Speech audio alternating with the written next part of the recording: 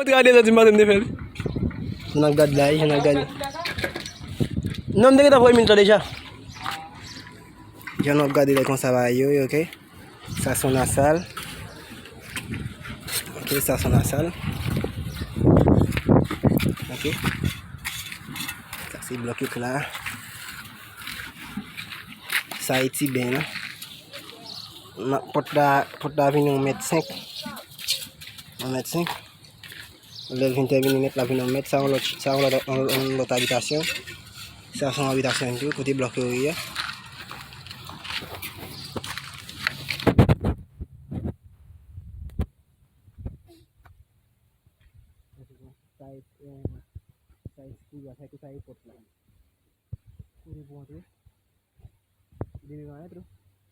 Uy, uy, no tiene cosa ahí, no tiene varilla.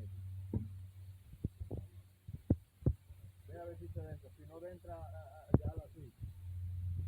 Si no entra, ya lo deja para meterle un coso ahí.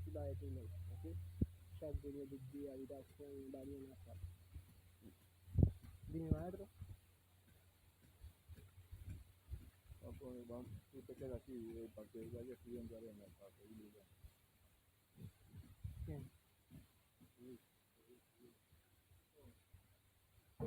¿Quién graba la mezcla?